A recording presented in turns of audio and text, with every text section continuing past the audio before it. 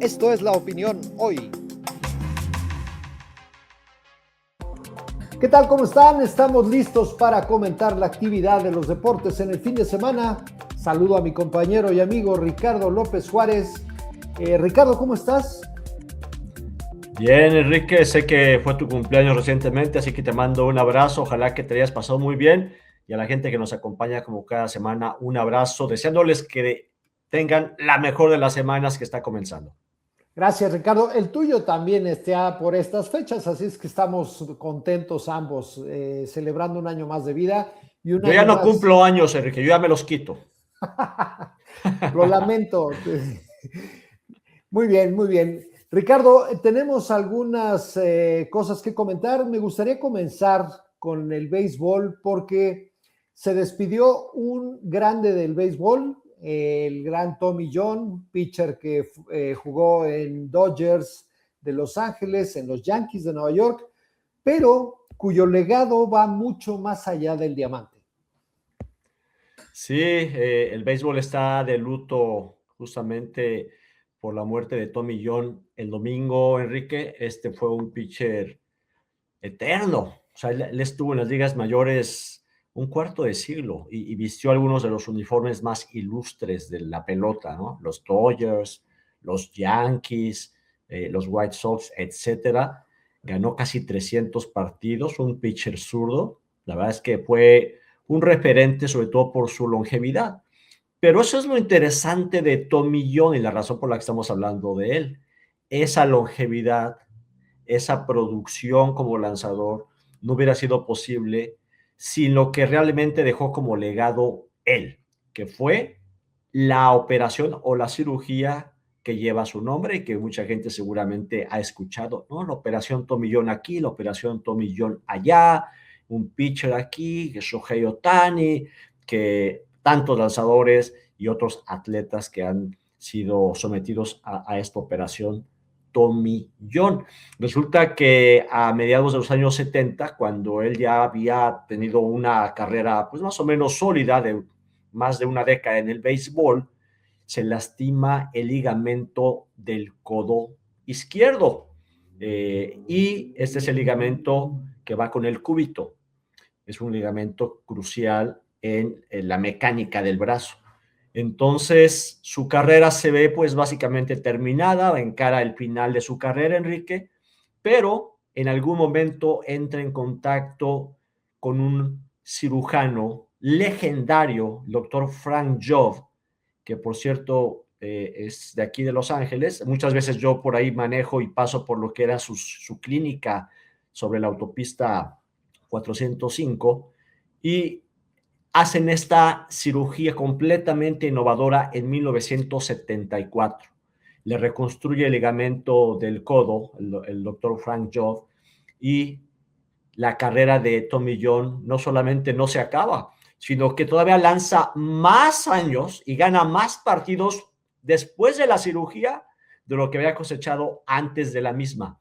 Entonces, fue un fenómeno, fue una maravilla de la medicina y desde entonces innumerables lanzadores, sobre todo pitchers, pero también otro tipo de peloteros, han tenido la operación Tommy John y por eso le escuchamos todo el tiempo en las noticias. Es una operación reconstructiva que básicamente deja a los lanzadores fuera por un año o un año y medio, pero que regresan con el brazo más fuerte. Un ejemplo es justamente Shohei Ohtani, que pues sigue siendo uno de los mejores lanzadores después de que recibió una cirugía como esta. Jacob deGrom, que en su momento fue el mejor pitcher del béisbol, ha tenido 2 veces la cirugía Tommy John y sigue siendo un pitcherazo, pero la lista es interminable. Por eso es importante el nombre de Tommy John. La cirugía en sí muy complicada, duró muchas horas y según los relatos, lo que hizo el doctor Frank Job fue hacerle unos hoyos en los huesos del codo a Tommy John para atar alrededor de esos hoyos el ligamento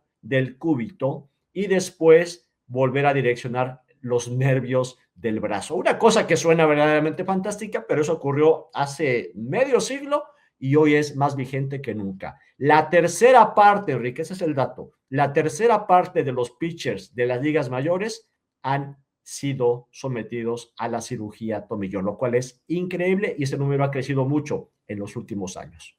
Ni más ni menos. Es importante hacer énfasis en el hecho de que es de este tipo de datos que las nuevas generaciones ya los dan por sentados, porque ya se hizo de lo más común este tipo de cirugía, pero en su momento fue un parteaguas en la carrera de muchísimos lanzadores, porque prácticamente, tal como lo dijiste, era renacer, reiniciar, poder reiniciar una carrera completamente repuestos.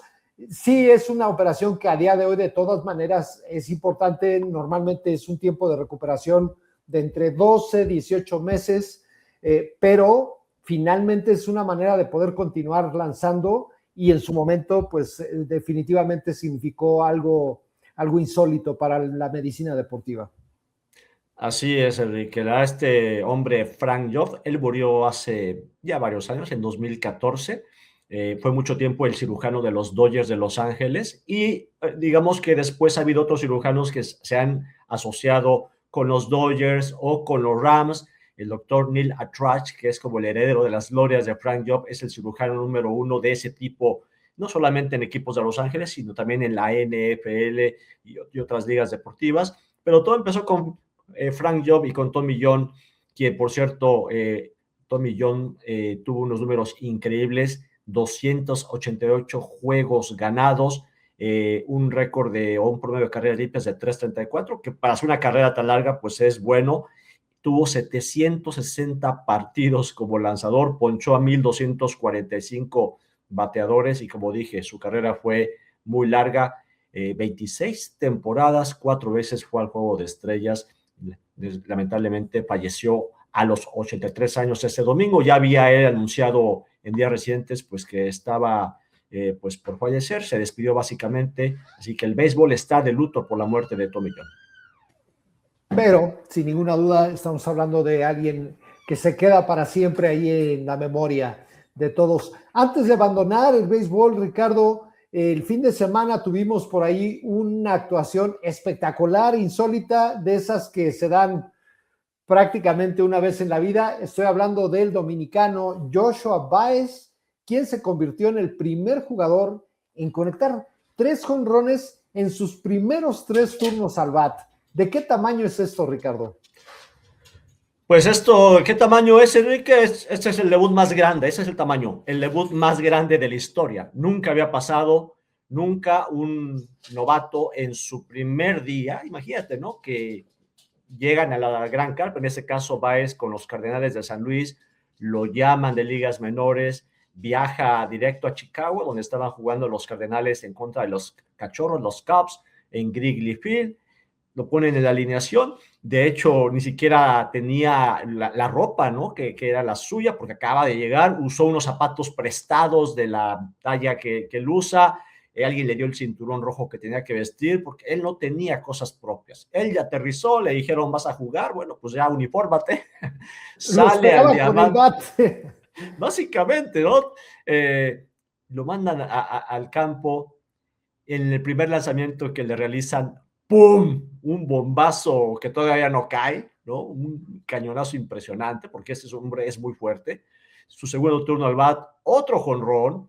El tercer turno al bat, otro jonrón. Y además uno por el izquierdo, uno por el central y uno por el derecho. Y uno decía, ¿qué está pasando? Cuando cae el tercer jonrón, que fue por el lado derecho, se hace historia. Nunca en un deporte, en una liga que tiene tanta antigüedad, se había visto que un pelotero en su debut tuviera 3 jonrones, mucho menos en sus 3 primeros turnos al bat. Absolutamente increíble, creo que la mención es más que justificada.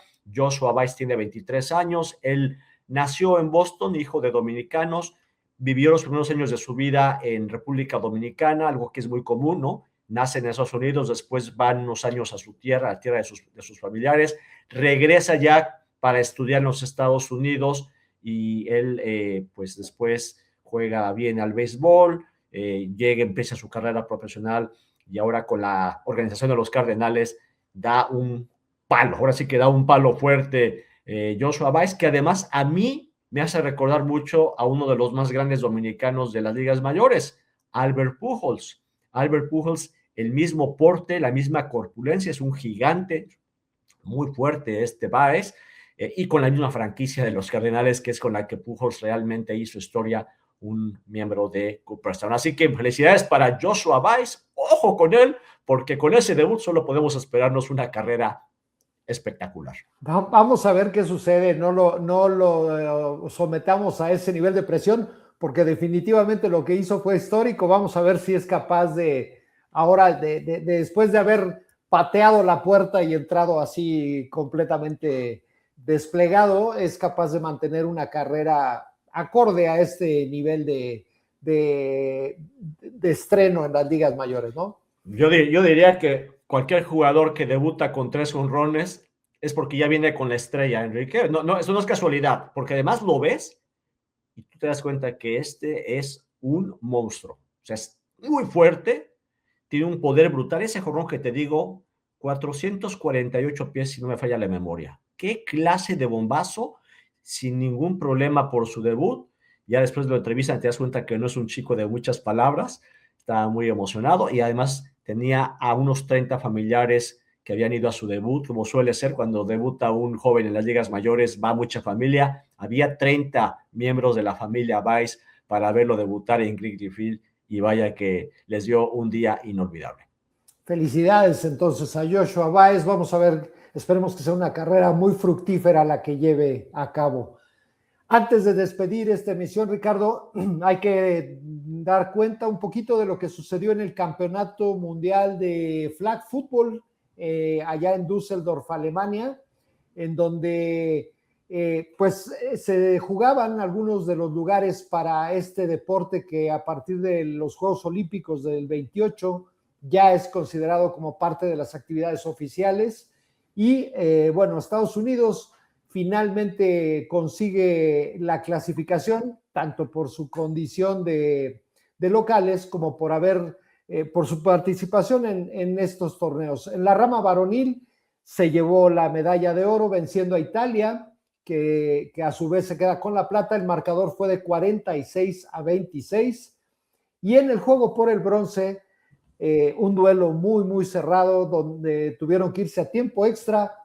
Finalmente Canadá vence a México y con eso obtiene su pase directo. México tendrá que esperar a un siguiente torneo, para un torneo clasificatorio, para intentar conseguir el boleto. No tengo duda que lo va a conseguir porque es un equipo bastante sólido el varonil de México. Y las esperanzas de México estaban más cifradas en el femenil. La selección femenil de México llegaba como ranqueada número 1 a nivel mundial. Finalmente Canadá la sorprendió en la semifinal, no les permitió hacer gran cosa y se tuvieron que conformar con vencer a Gran Bretaña en el duelo por el bronce, con lo cual ya consiguieron su boleto de manera directa. Por su parte, Canadá no pudo vencer al seleccionado de Estados Unidos, que también en femenil se lleva la medalla de oro y con ello también asegura su participación. Es importante dar a notar el crecimiento tan grande que a nivel global está teniendo el flag football con el apoyo de la NFL y creo que esta inclusión en los Juegos Olímpicos del 28 será un impulso definitivo para esta disciplina. Esa tribuna, esa vitrina va a ser la más grande, tienes toda la razón.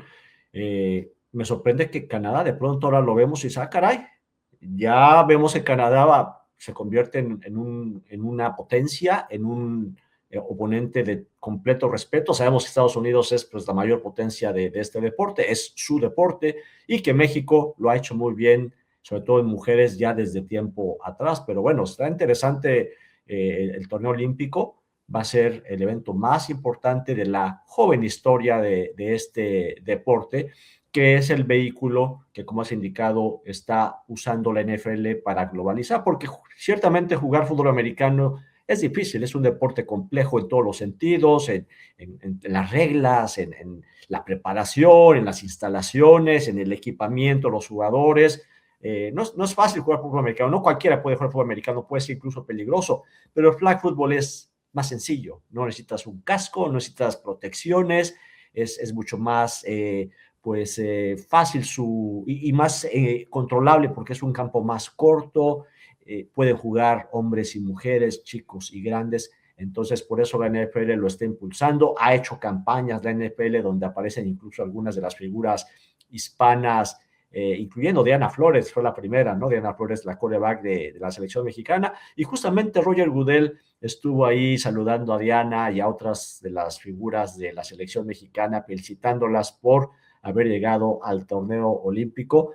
El torneo olímpico de flag football en 2028 aquí en Los Ángeles será en el estadio BMO, que es la casa del LAFC de la MLS, ahí pegadito al Coliseo.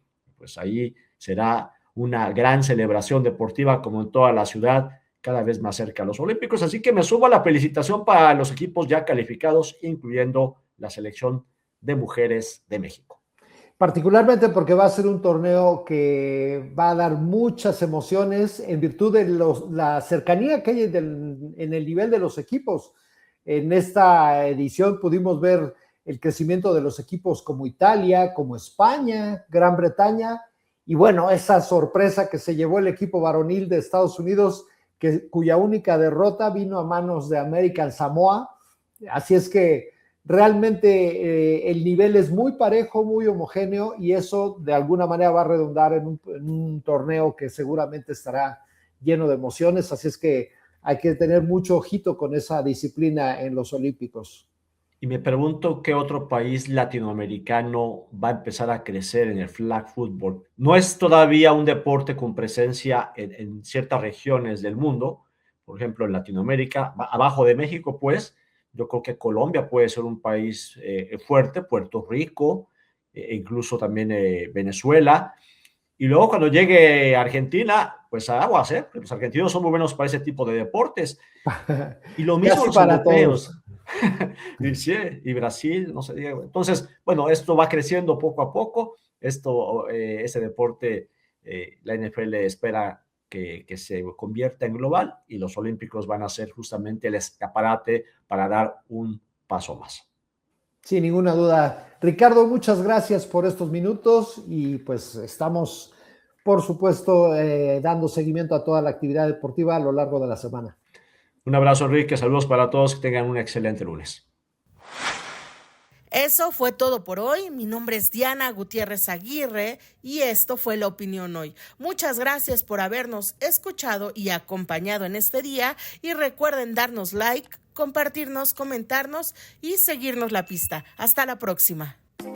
Este podcast es una producción de La Opinión, presentada por Diana Gutiérrez, Carlos Millet y Enrique Hernández. Edición de video, Ana Karen Alvarado. Rafael Cores es el productor ejecutivo.